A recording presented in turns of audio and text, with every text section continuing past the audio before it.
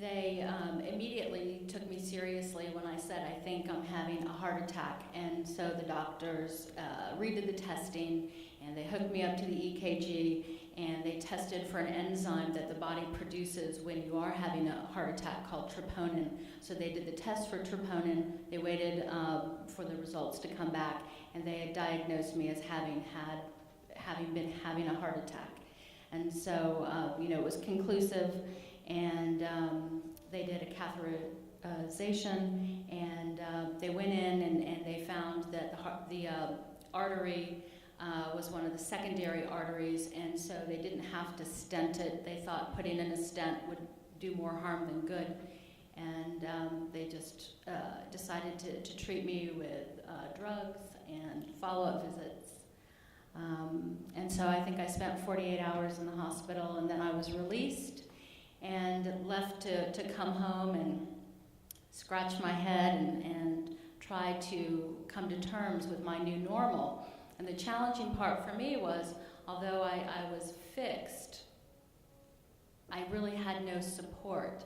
I didn't know of a young man who'd had a heart attack, a peer, let alone a woman. I had nobody to talk to, and my cardiologist here in DC, when I was sharing this feeling of no support and encouragement, she reached into her desk and pulled out a brochure, and it was for an organization called Women Heart, and she said, call these people.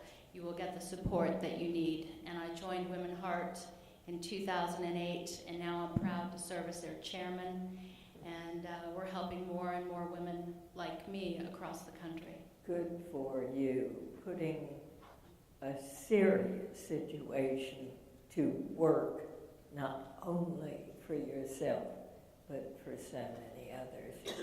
Dr. Wright, how common do you think that kind of situation actually is? Certainly, Carrie's symptoms are common. Those of you who do know the statistics about women and heart disease and know that it is the #1 killer have probably heard that the symptoms that women feel can be very different than those that men feel. That men have the classic elephant on the chest, shortness of breath, severe fatigue. I think, Roger, we might agree that more often than not, males and females actually experience very similar symptoms. But older women in particular may have an excruciating sense of lassitude, just can't lift an arm, just feel exhausted. And that can actually be a manifestation of poor blood flow to the heart muscle. So the symptoms that Carrie had were really classic, and that's why awareness of those symptoms is so incredibly important, because most of us downplay our physical symptoms. We put them on a back shelf and don't take them seriously. And if there's one message to women and men, it's when you experience something sort of between your waist and your eyes, and it recurs, especially related to some sort of physical activity, get that checked out. Get that checked out. Karen, did you ever smoke? Never. Never.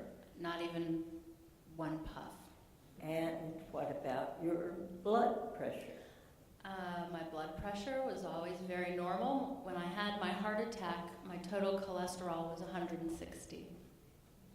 So here we are, Dr. Blumenthal. We get advice every day about diet and exercise and watching out for these signs, and yet we cannot totally prevent heart attack from happening. What can we do to ensure that we're on the low end of risk, besides not smoking, checking blood pressure, exercising, and eating wisely, all of which clearly Carrie did? Well, Diane, we usually say, just to follow up what Dr. Wright said, that women tend to develop their heart disease about 10 years later than men do. They lose that 10-year advantage if they smoke, if they have diabetes, or if their spouse or children drive them crazy. So they can lose that. I think We a lot can of all leave that. right. And my mom, Anita's in the front row right next to Maria Weiss, and I'm sure I drove her crazy a few times growing up too. But you covered all the basic things, and one of the things that wasn't in that A through E paradigm is stress. And stress is hard to quantitate, but there are certain people that are hyper-reactors, hyper-responders. I think perhaps Lowell Davis, I remember when he was coaching the Landon football team, when Kenny Jenkins would drop the ball or Paul Atkins would do something silly, Lowell would tend to get a little bit incensed, and I'm sure his wife Nancy out there can remember Lowell's blood pressure going up quite a bit. But stress can play a key role, perhaps in some people, leading to abnormal constriction of arteries. And we're really left with the lifestyle things of trying to remember that the cornerstone of prevention is better dietary and exercise habits, more fruits, vegetables, fiber, whole grains, getting exercise. And one of the things that we often do, and Dr. Wright would do too, is we try to get our patients to be accountable. At Hopkins, we often give them pedometers so that they can track how much walking they actually do. About 5,000 steps is about 2 miles, and for many people we say 10,000 steps, 4 miles is a great target to try to get 3 or 4 times a week. And now you can also use websites such as myfitnesspal.com, and you can figure out how many calories you're taking in, how much fat you're taking in the diet. But we're still not at the point right now where we can pick up people like Carrie, who may not have had the traditional risk factors yet, ended up having a cardiac